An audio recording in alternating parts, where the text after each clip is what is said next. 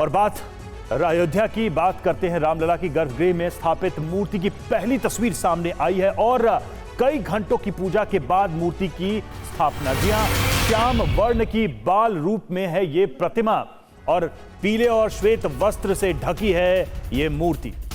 प्राण प्रतिष्ठा के बाद 22 जनवरी को भगवान का मुख दर्शन। मूर्ति का वजन 1500 किलो।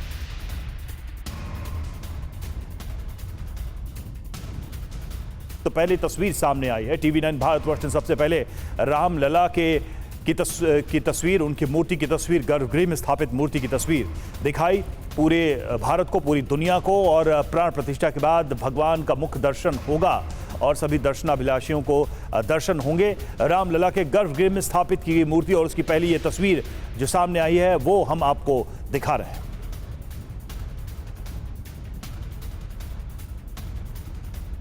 कुमार कुंदन हमारे साथ इस वक्त जुड़े हो। कुमार, जब पहली तस्वीर आई तो टीवी9 ने तो पूरी दुनिया को दिखाया, लेकिन वहां जो मौजूद भक्त थे, श्रद्धालु थे, उनकी क्या प्रतिक्रिया थी, उनके क्या भाव थे?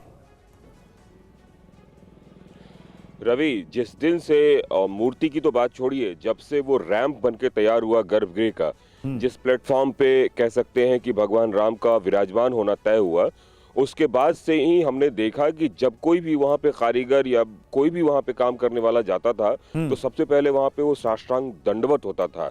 तो ये जो भाव है, इस भाव का अंदाजा इसी से लगा सकते हैं कि जब ट्रक अंदर आई थी पूरे परिसर में, जो तीर्थ क्षेत्र परिसर है, तो उसमें जो जितने भी मजदूर थे वो जय श्री राम के नारे लगाने शुरू कर दिए थे उन्होंने।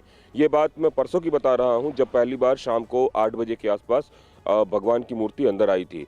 कल जब 1:20 पे जब ये सारा कार्यक्रम शुरू हुआ तो जो L&T और टाटा के इंजीनियर्स और मजदूर हैं, उन लोगों ने मिलके जो है इसको पूरा प्लेटफॉर्म पे रखा था और जय श्री राम के नारों के बीच उसको जो है वहाँ पे रखा गया था। तो ये तस्वीर और बहुत ही खास थी और नेचुरली है कि जो भाव है वो भाव बहुत ही वर्षों से किसी के सीने में दबा हुआ था। तो जो काम करने वाले वहाँ पे मजदूर हैं या इंजीनियर हैं, सबके मुंह से सिर्फ मुखारबिन से जय श्री राम के नारे ही लग रहे थे। और कल शाम से ही फूलों से सजाना शुरू किया गया था गर्भगृह को और उस पूरे परिवेश में भगवान का एक तरीके से गर्भगृह में पदार्पण हुआ। रवि, बिल्कुल, ये खास तस्वीरें और इन तस्वीरों का इंतजार लंबे समय तक रहा लोगों को और इसलिए शायद ये जो उत्साह उमंग दिख रहा है उसी प्रतीक्षा के अंतिम पड़ाव का उत्साह और उमंग है। हम लौटेंगे कुमार आपके पास और एक बार फिर से दर्शकों को हम वो तस्वीर दिखा रहे हैं जो बेहद खास है। तो देखिए, भगवान राम की प्रतिमा को स्थापित कर दिया गया है गर्भगृह में और यही वो तस्वीर है जो टीवी9 ने सबसे पहले आपको दिखाया भी। देखिए किस तरीके से सफेद कपड़े से अभी इस मूर्ति को ढका गया है। प्राण प्रतिष्ठा के बाद मुख दर्शन होंगे रामलला के, लेकिन उसके पहले इस मूर्ति को स्थापित कर दिया गया और वहां की ये जो तस्वीर है वो हम आपको दिखा रहे हैं। पीले और श्वेत वस्त्र से अभी फिलहाल जो है इस प्रतिमा को ढका गया, आप देख भी सकते हैं। पीले कपड़े से, पीले वस्त्र से मुख को ढका गया है, बाकी शरीर को श्वेत यानी सफेद वस्त्र से ढका गया है। तो ये देखिए, ये जो तस्वीरें हैं, दरअसल जो बात हम कुंदन कह रहे थे कि वहां पर मौजूद हर व्यक्ति, जिस दिन से गर्भगृह बना है, जिस दिन से वो रैंप बना है, वो चबूतरा बना है, उस दिन से ही लोग श्रद्धा में भाव विभोर होकर वहां पहुंच रहे हैं। लेकिन जब ये मूर्ति स्थापित कर दी गई रामलला की, उसके बाद से तो अलग ही दृश्य है, अलग ही वहां पर नजारा है। कुमार कुंदन हमारे साथ जुड़ो, एक बार फिर से उनके पास चलेंगे। कुमार, अब तो मुख दर्शन के लिए प्रतीक्षा है प्राण प्रतिष्ठा के अवसर की, लेकिन उसके पहले अब चूंकि एक तरीके से पदार्पण हो गया है रामलला का गर्भगृह में, तो अब से क्या क्या पूजा अर्चनाएं, प्रार्थनाएं वहां पर की जानी है? क्योंकि एक तो था कि रामलला अभी विराजमान नहीं हुए थे अपने गर्भगृह में, लेकिन अब वो विराजमान है। देखिए रवि, जब वहां पे भगवान का पदार्पण हो चुका है तो उसके बाद से कल तकरीबन 1:20 पे दोपहर में एक विशिष्ट योग था जिसमें सारा संकल्प का काम शुरू हुआ और इसके साथ ही एक तरफ पूजा हो रही थी और दूसरी तरफ रामलला को प्लेटफॉर्म पे जिस जगह पे रखना है वहाँ पे पदस्थापित किया जा रहा था। भगवान का अधिवास शुरू हो गया है। अधिवास वो प्रक्रिया होती है जिसमें से कई चीजों से गुजरना पड़ता है, जैसे जलाधिवास होता है, औषधाधिवास होता है, अन्नाधिवास होता है। तो इस तरीके से अधिवास की प्रक्रिया कल से शुरू हो गई है। सबसे पहले जलाधिवास हुआ और जलाधिवास की प्रक्रिया से कल भगवान गुजरे।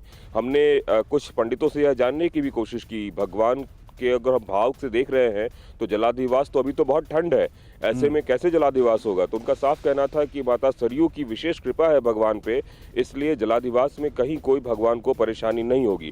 क्योंकि रवि पूरी प्रक्रिया को अगर देखें तो भाव है, और भाव एक ऐसा है कि जिस दिन से शिला अयोध्या आई, जिस शिला से भगवान का विग्रह बनना था, उस दिन से उन शिलाओं का पूजन होता था सुबह शाम, क्योंकि उसको गर्भाधिवास माना गया था कि भगवान अभी गर्भ में है।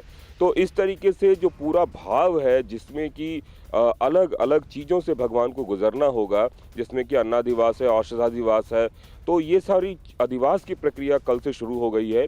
और उसी प्रक्रिया में सबसे पहले जलाधिवास हुई। आज की बात करें, सुबह 8:55 का मुहूर्त है और तभी से सुबह पूजा शुरू होगी। तकरीबन 5 से 6 घंटे की पूजा है। उसके बाद आज की पूजा बिल्कुल कुमार होगी, फिर कल। तो इस तरीके से 21 तारीख। कुमार, जिस तरह से आप बता रहे हैं, हर एक चरण अपने आप में भक्तों के लिए भावपूर्ण चरण है और इसी वजह से जो कुछ भी हो रहा है उसे भक्ति भाव के दृष्टि से लोग देख रहे हैं। शुक्रिया आपका हमसे जुड़ने के लिए, इस बातचीत के लिए। और आपको बता दें कि गुरुवार रात 11:30 बजे सबसे पहले TV9 भारतवर्ष संवाददाता कुमार कुंदन ने रामलला की ये जो तस्वीर हम आपको दिखा रहे हैं वो भेजी और साथ ही विश्व को रामलला की मूर्ति के प्रथम दर्शन कराए, जो तस्वीर हम आपको लगातार दिखा भी रहे हैं।